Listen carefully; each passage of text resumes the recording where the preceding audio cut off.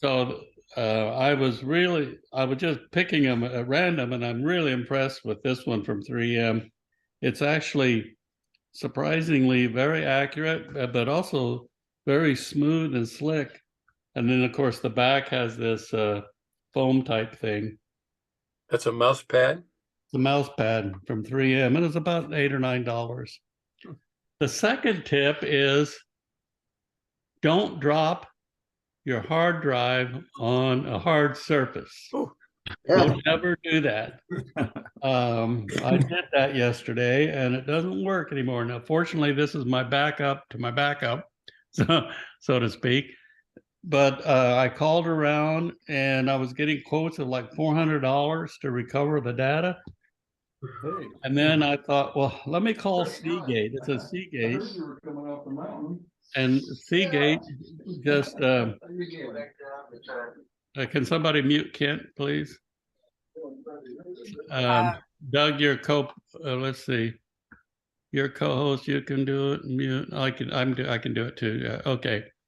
So I called Seagate, and my warranty is I'm about 9 months out of warranty. But without even me prompting them, they discussed the issue with me. They talked to somebody else, and they said, "Well, go ahead. We'll send you a shipping label, mail it in, and we'll fix it if we can." That's cool. And so Seagate just made me a lifetime customer, no charge, out of warranty, and they're going to attempt to fix it. So fortunately, if I don't, most of it is I've got copies elsewhere. So where is Seagate located? Do you know? That was a good question. I was wondering that myself, and I think they're there in San Diego. Okay, well, they listed so many locations around the world. Anyhow, so that's quick tip number 2. Now, let me go to share screen. And okay, let me go to our Facebook first. Where'd Facebook go? Before you get onto that, maybe you should check with OtterBox and see if they make covers for those hard drives like they do the phones. Yeah, that's not a bad idea. Okay. I posted something that I think was very interesting, and I'm going to mention it a couple of times today. First mention is, remember we went to downtown Orange?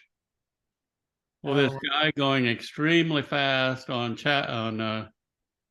Main Street or Gasell, wherever that is at that point, went flying right through this, hit this, his car flipped over several times.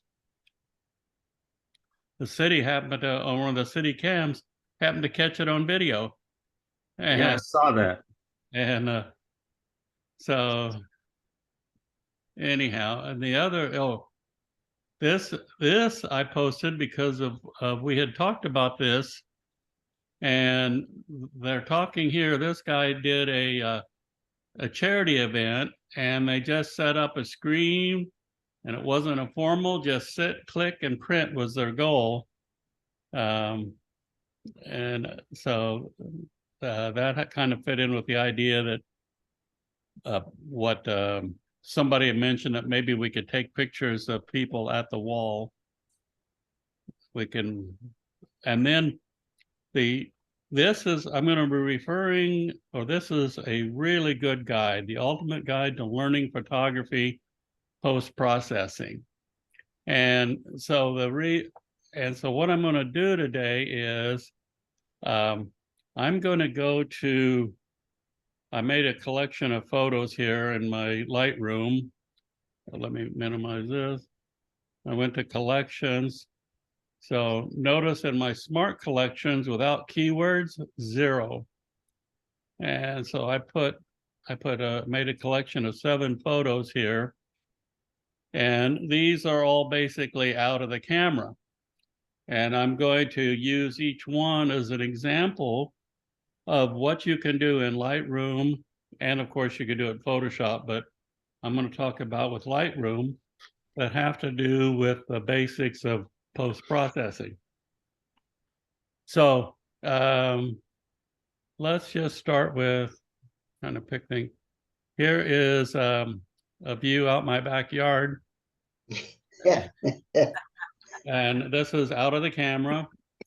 And one of the first things they talk about in that guide is exposure. You can adjust your exposure with the aperture, shutter, and ISO, but you can also adjust exposure in post-processing. And you can do that. Whoops, let me get that picture back.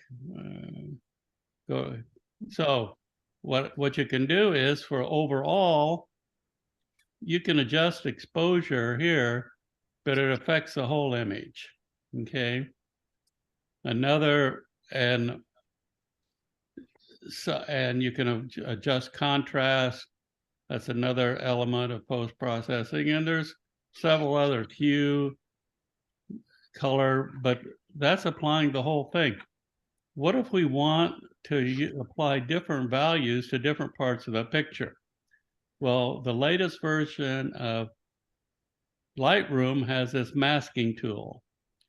And they give you several choices. You can pick sky, and it will automatically, now whatever adjustments I make apply only to the sky. And the sky wasn't too bad on that one. That would be too bright, I think. That's too dark. You can, I think I might want to, that might make it too dramatic. So I want a kind of a natural looking sky. You can also adjust the white balance. And so let's just go with that tool. Then we have, well, I'm sorry, in this case, we can just invert and get everything that's not sky. Now, if we do that, we can make this foreground look better, but it's making this part look too bad, I think. So we need to split these two up. So what can we do? We can, here, let's get out of that. There's a wonderful tool called Objects. And I can first select this, and it will figure out what I'm thinking about.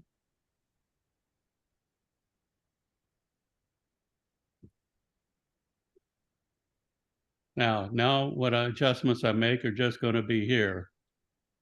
And so what does everybody think it needs to look better? How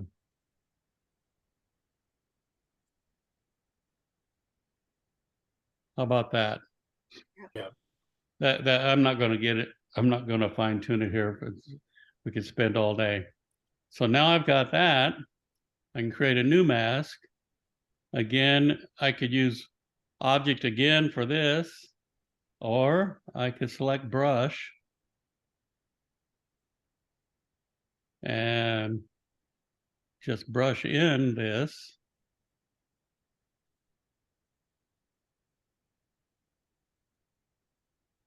Okay, and then there we go. That's perfect. That's a little bit hard to decide. What does anybody think here? What else does it need? It needs a little more work, but bring up the, no, shadows, highlight. Well, we'll just, I'm not going to spend a lot of time. I just want to show that. There's another way of doing it.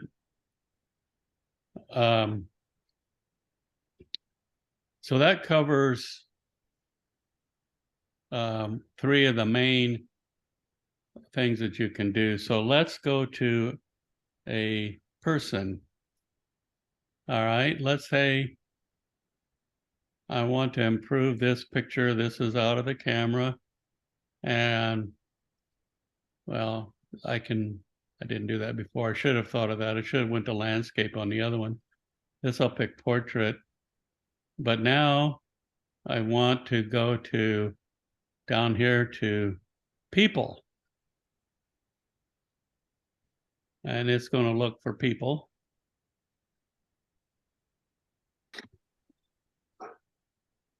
All right, and then I can select face skin as a mask. And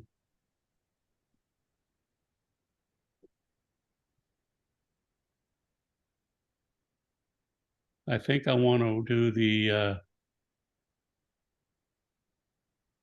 the white balance first. There, I don't think that's too bad. There. Okay, that's pretty good. Now we can do another people one. And I'm going to select eyebrows.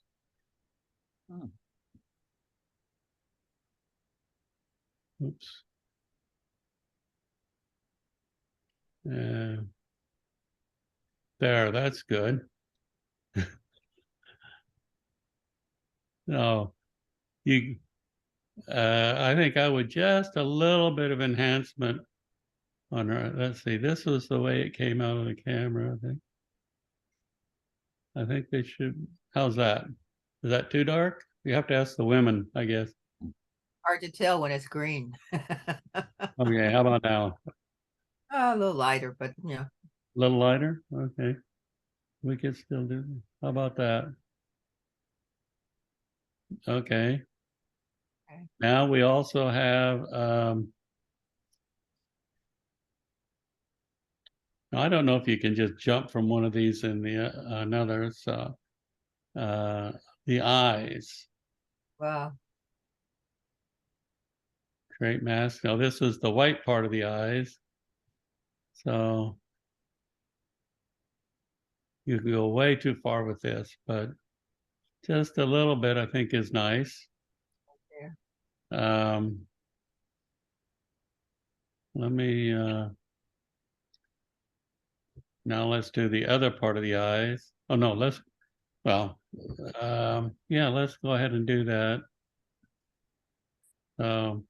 That was what they call I had a name for it here, the eye scleria or something.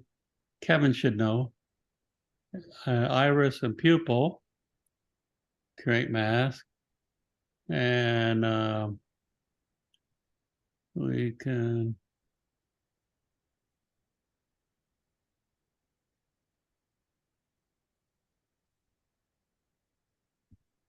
okay. The one other you can also do lips and teeth. Let's just go ahead and do teeth.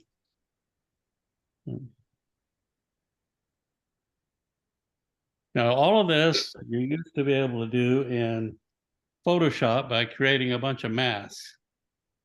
And it would take you about 5 times as long, I think, unless Lonnie Scott was doing it. But teeth. He was good at that. Green teeth.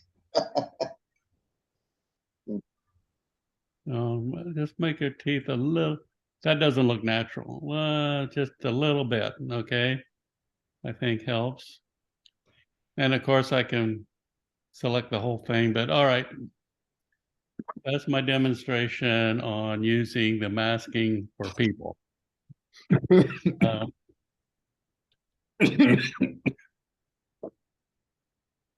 I had. So you can basically change a whole person's personality.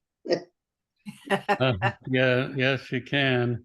Well, here, while we're at it, there's another one that's kind of neat that we could actually demonstrate here. create a new mask, and there's two of them. One is the linear gradient, and I could kind of match how the way the light is flowing here. And going a little bit too far, let's bring it back to about there, and then bring down the exposure level to get that effect.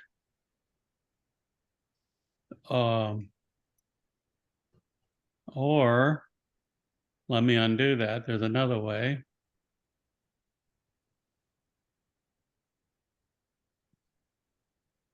Okay, what I could do is right below the linear gradient is a radial gradient. So I can create a gradient here that kind of matches where her face is. Okay, and then I can go over here and invert it. So now it's going to work on everything else. So now I can I can get this kind of an effect Oh, with the radial gradient. All right, let's move on to a very difficult picture. This was out of the camera in heavy rain. Apparently I brought it from Tasmania to California. And this is what it looked like out of the camera. So what can I do with this? Well, because it's so flat, I'm going to select vivid here. And that right there is a big help. I'm going to use the objects. I'm going to start with this section. And I think that I just make that look a little more interesting. I'm getting there. Just okay, I think I'm going to have to do hue. No, saturation, maybe. No, let's just go with that for now. And then I can continue with that for the rest of the picture. I'll just show here again, objects, just picking this.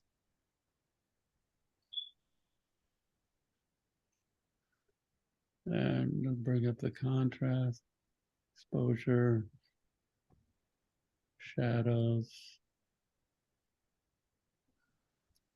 Okay, so and of course I could work on these trees back here too. As a matter of fact, if probably the whole picture could probably go with some dehaze. There, that's not. Okay, so I can hardly see the roof of, well, because there is no roof. oh. It was built in the 1800s and the roof has fallen in. Okay. Here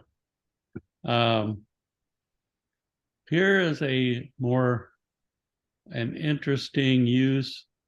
Here's a picture I took at Armstrong Gardens on my tour of Armstrong Gardens. And so what I did with this one is, let me go here. This I just want to exaggerate everything. So I'm going vivid here, bring down the highlights, pull up the shadows, maybe a little bit on exposure. But now if I go to select subject, okay. This is what I can do is I can subtract with the brush, and what I want to do is subtract right in here. Okay. And then I want to invert it.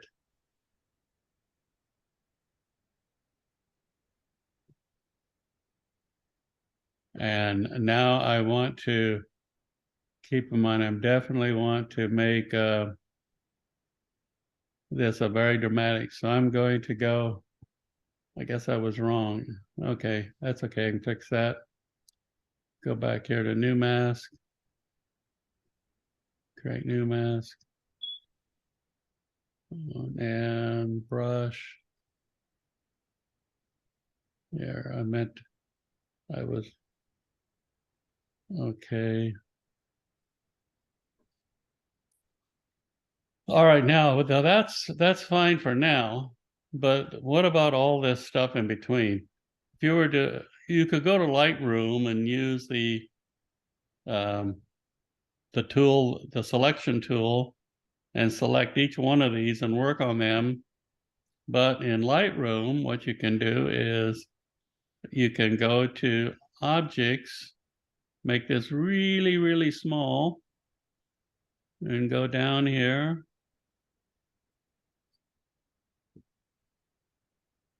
And you can keep going that all the way across. So, do you want to see another one, or does that everyone understand that? Let's do one more.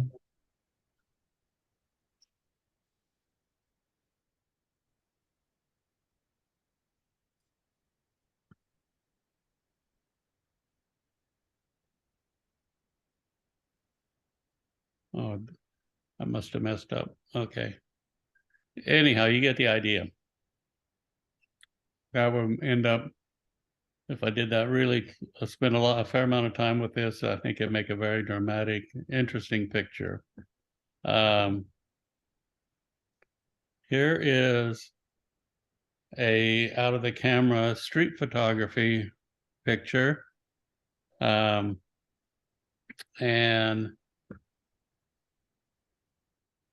in this case, my main concern is her, so I'm going with portrait. And so let me select subject. And let's see. What do I want to do with her? That look pretty good for her. Let's see. What else? Picture. There, I think that's good. All right, now we can invert that. So now we got all of this, and I think I just want to, on that, bring that down a little bit. And maybe a little dehaze. Now the only thing left that I might want to do, and I want to do it just as a demonstration, I guess, I can select this section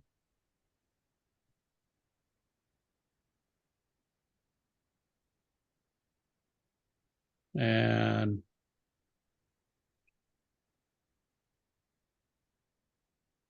oh, that didn't work. Okay. So I think might work better on that one with the brush. So wait a minute. Delete that. Let's go create new mask. Let's try it with the brush.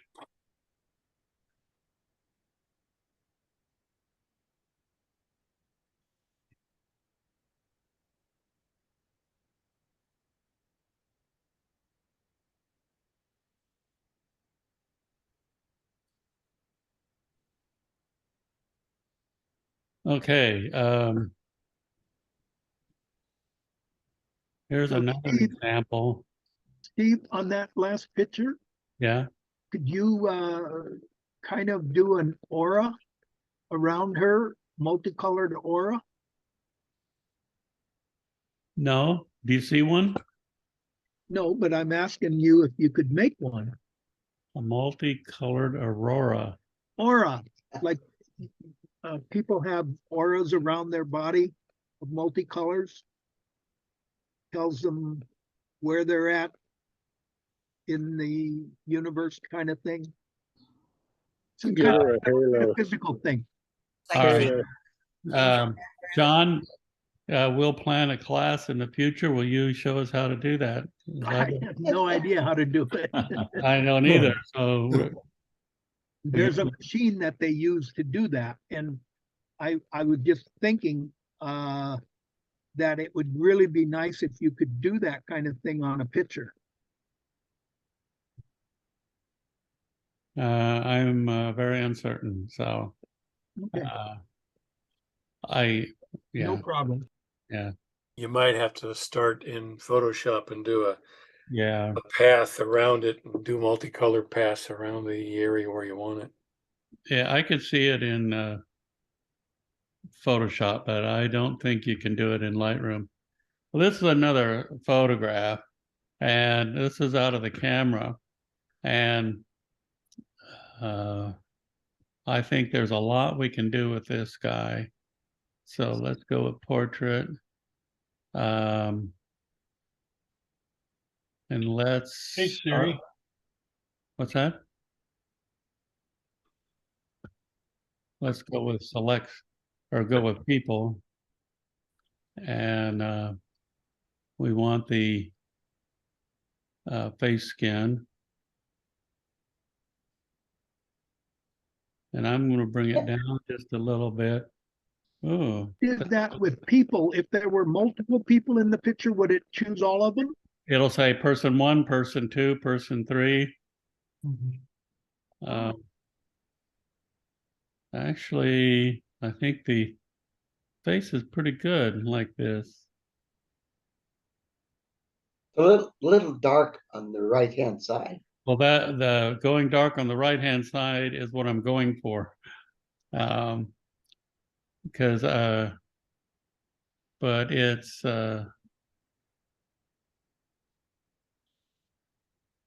there's strong light coming from this way. Yeah, I'm trying to decide. This one would take a little thought as to exactly what I'd want to do.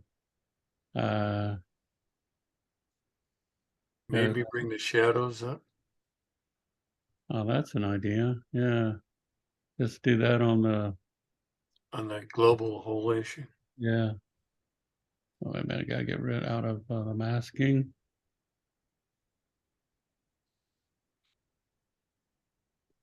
Okay, and then I could do the eyes. That's, yeah, that's better. This should this be just toned down just a little bit? Yeah, brush might help that. Yeah, I can do that with a brush. Or just the highlights of globally. Oh, okay.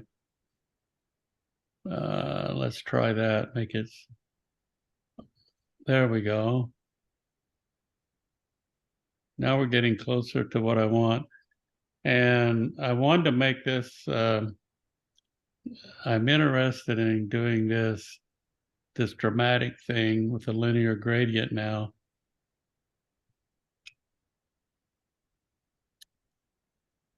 And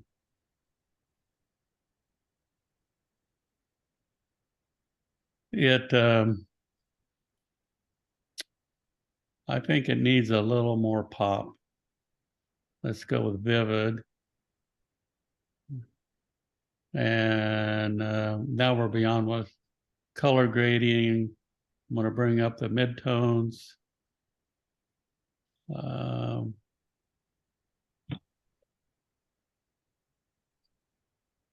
Oh, anyhow. Oh, I'm not a smart. Can't do the original. So basically what I wanted to do today was introduce you to these various tools. Actually, here's one more where that's a lot of fun, I think. So basically, this is a landscape picture, and we can start with the sky. And start by bringing it down, maybe. Highlights, shadows.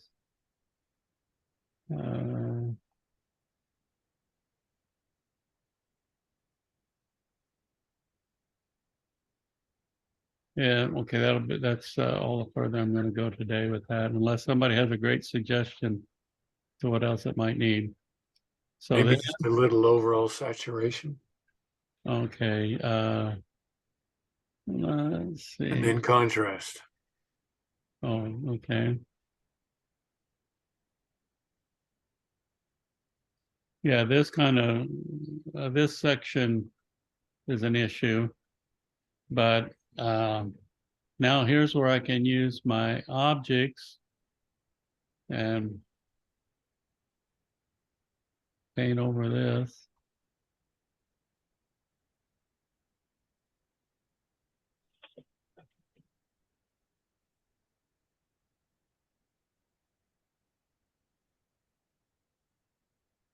Okay, I think this definitely could use more contrast, more exposure. And I like to do this. Bring down, now I can go back a little on the exposure. Uh,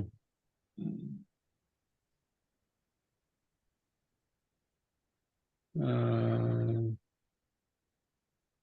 texture, clarity, Right there. that, Right. Yep.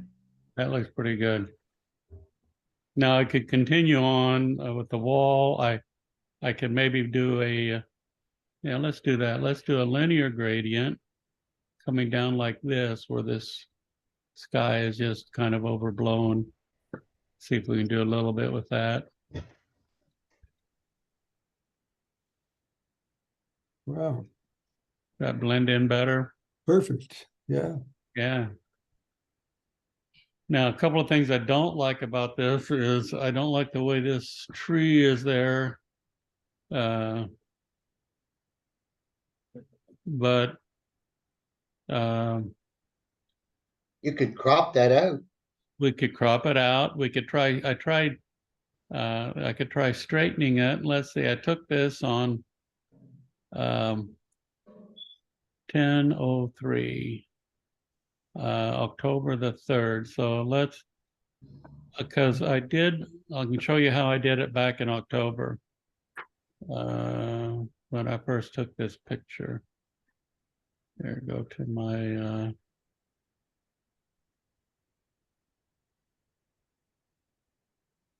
or 10/03. Oh,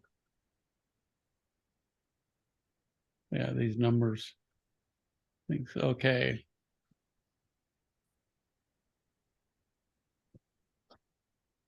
Let's see, that must be, It was at the top, yeah, I top know. right. I just, yeah, I managed to straighten up, Mhm. I straightened up that tree somewhat. The only thing I didn't like about that is it's going off of the picture. What this tells me is the next time I'm in Huntington Beach, I need to take this with a little more further out. I was cropped in too tight on this photo. I like the angles with this. So you can learn a lot in post-processing about what you did wrong when you took the picture. Uh, so let's see here.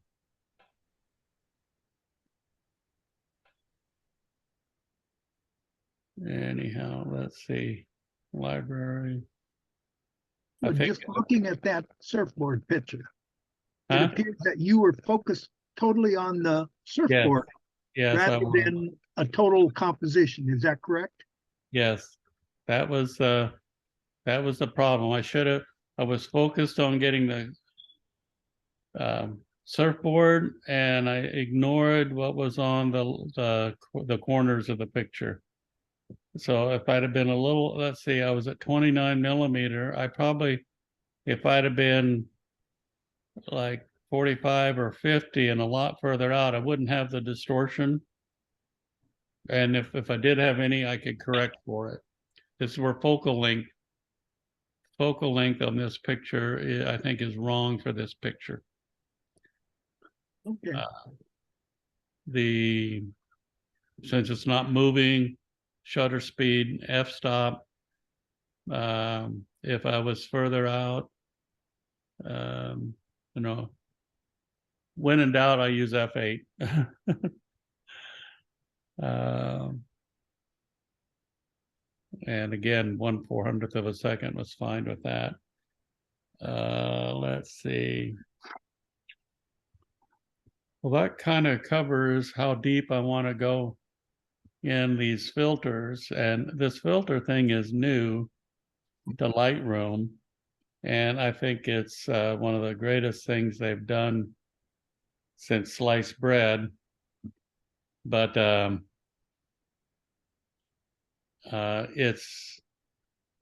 it's going to take some learning. I think, Doug, have you been working with it? Yeah, Yeah, sometimes it's a big improvement to Lightroom. yeah. I'm still struggling a little bit with the add and subtract. I messed it up there. Sometimes it works for me, and sometimes I seem to do it wrong. Yeah, typically with this, when you do your editing, let's say for an example, you were going to create just the star here. Do your adjustments to the star, and then if you need to correct it or take away the background, then go in and select your inverse and go in with a brush. Do your adjustment first. Actually, because I was demonstrating, where'd I go here? I was wanted to demonstrate these tools. In my normal workflow, that's what I do. I adjust, let's find something here. What I would do is I'd first adjust the whole picture. And sometimes when I make those adjustments, and this may be different than what Doug does, but sometimes as I'm playing with the overall, I'll reach a point, well, wow, the background and sky looks great, but the subject isn't right. So that I'll leave it there and then select the subject and fix it. Or sometimes in doing that, the subject comes out great, but the background needs work. So I try to come up with the best compromise on the overall first. So anyhow, that's all I got to say.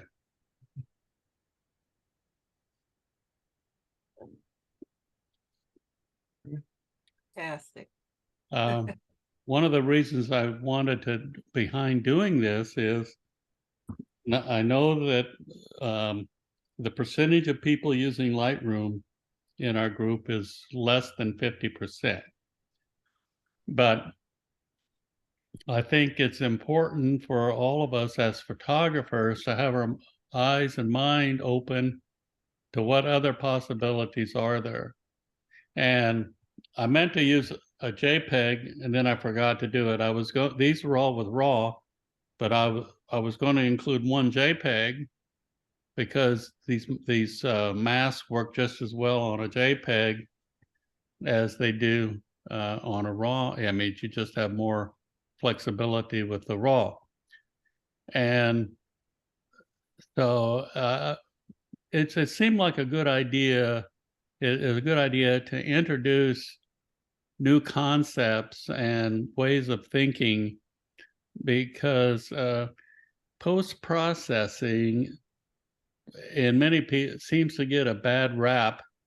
But people who have shot in film and done a lot of film photography realize that we did the same thing with film too. We did dodging and burning to change exposure, change contrast, sometimes paste two negatives together to get an effect, or they're just and even on the dodge and burning, cutting little holes and stuff as you moved it around. So yes, we talked about Ansel Adams, and we've used him as an example before. You could probably pick a dozen of famous film photographers, but one of his most famous. Well, that guy Clyde Butcher that Yeah, there you go. We saw, that's his whole thing.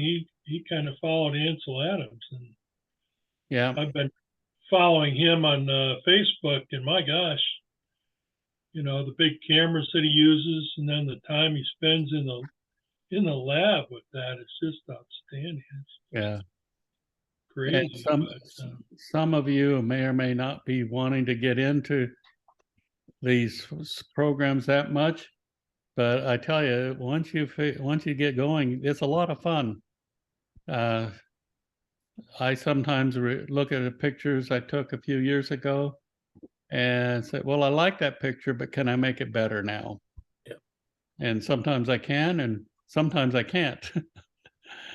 So one of the best arguments I've heard for post processing is that now in the digital world, each camera sensor is manufactured by a different company, Sony, Canon, you name it, Mhm. and they all pick up the image differently. They show color differently. They show the grays and whites different from the other person. Even our displays have different resolution stuff. It's all different. So you have to learn that playing with the picture after you take it enhances the ability to, display what you saw. well, that's a very good point, Kevin. Back in the film days, if you bought a roll of Kodak Tri-X film, it didn't matter if you put it in a Canon, Minolta, Nikon, they all then had exactly the same sensor. The roll of film was the sensor. Yeah. You got a Yeah. Fujifilm or so forth. And actually, there's quite an interesting thing. I'm really enamored with what Fujifilm is doing with their cameras. And Fujifilm was a competitor to Kodak. And some of their latest cameras, they have, for the settings, you can select about 5 different or more Fujifilm emulsions for it to emulate, as though you'd shot it on film, on that film. Oh, wow. And I sent Amy an article on that because she's thinking of a lighter camera, mirrorless, and in spite of all my efforts, I haven't got her to shoot in RAW. She continues to shoot in JPEG. So I thought, well, this will be perfect for her because she could pick the JPEG portion that she wants. And actually, the argument on JPEG versus RAW is the line is becoming narrow and narrow. These camera manufacturers are getting so much better at producing JPEGs. So, and you can still do post-processing on a JPEG. So I have a question that may relate to some of this. We're talking about the resolution on your computer screen. yes, Does that make a difference where you set your screen? For example, if you're doing post-processing versus doing normal typing or whatever. In other words, would that matter how you do your post-processing? it matters a lot. With my PC upstairs, I have a calibrator. I think they're around, well, you can pay anywhere from 100 to probably 500 if you want. I forget the brand I have upstairs, but it does color calibration on the screen so that you get a proper rendition. On my Mac, I don't have one for it. It has its own software built in. And yeah, that'd be interesting. I should look at some of my pictures on somebody else's computer. I think they appear to be great for mine, but that's been a very, again, when you send a picture to somebody, what are they viewing it with? Yep. You may have the calibration right, everything perfect, but when they see it, they're going to go yuck. But it's not you; it's their monitor. Right. Is messed up. This is really true on projecting. I've got my big screen, 55-inch screen here, and my pictures look great on it, but I calibrated it for photography. When you buy a TV these days, they've got everything jacked up to make it bright, saturation. They want to impress you with how great it is. And you put a photo on it and half of it's washed out and it's just horrible. I was at my son's house in Sacramento a few weeks ago, and we had went to old Sacramento and taken a lot of pictures.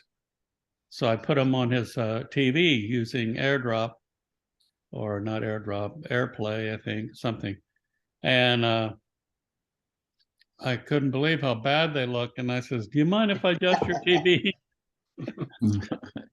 And so I adjusted his TV to where the pictures looked like they should. Yeah, probably one of the biggest adjustments that almost every computer screen or monitor we're looking at is the brightness is set way too high. Yeah. And you can notice that if you do your own printing, that you adjust the image to get ready to print on the screen. When it goes out to the printer, it comes in too dark because your adjustment is too bright on the monitor. Yeah, if people are telling you when we do these reviews and stuff that the picture looks a little dark, you might want to consider your monitor brightness. And I would really appreciate it if people said that. For example, let me pick. Hang on, I want to pick a picture here. Does that look bright or right? That looks good. That looks right, I think. Yeah. Like the colors. Okay, and then this one here I did a lot of work on, but I was wondering, is it just a little too dark or not? On my monitor, it's Mhm. dark. Is it? Half the stop. Dark on mine. But it has a Dark on range. mine. You know, I like the effect though.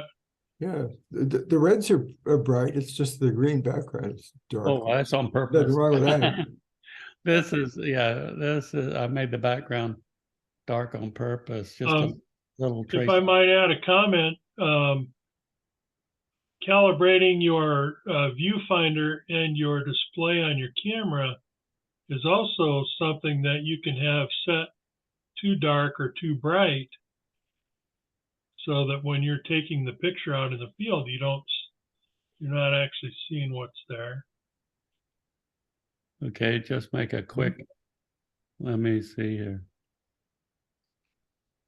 Now tell me what you think. That's looking to me a lot better. It looks glary to me, too bright.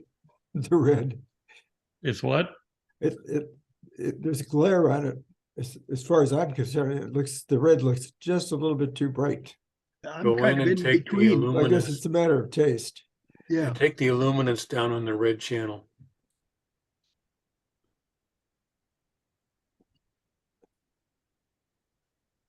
No, right there, the HCL. Yeah.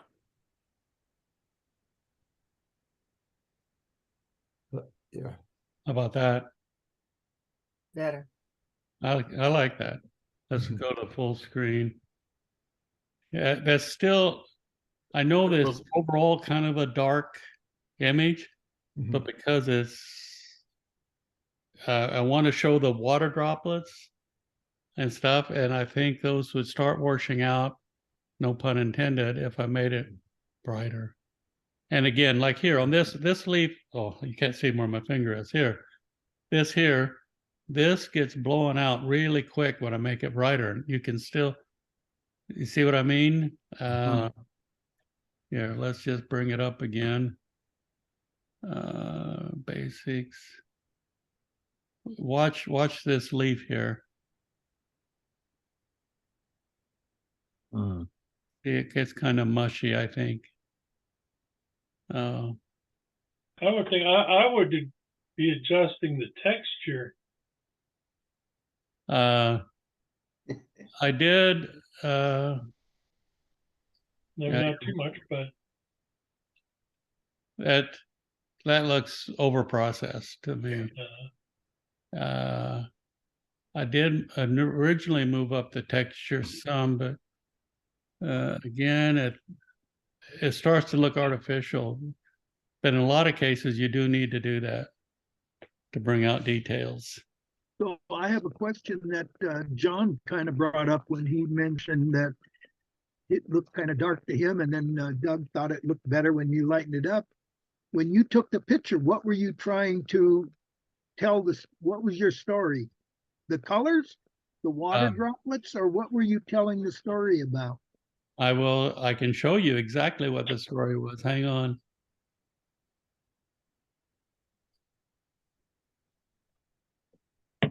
Okay. I started out at 24 millimeters. This one, see, 24 millimeters. This was about the focal length, okay? That's 52. That's 85. That's 120. And then this is the 120 where I took the 120 for that last one and cropped it way down. I think I used 1 by 1, something like that. It was a demo more than anything. Yeah. So I think the lighter darkness then becomes a personal preference. Yes. I did this because we'd had talked about focal length, so I did that with here. Good demo. Same thing, 24, oops. 24, 50, sorry, 83, 120. So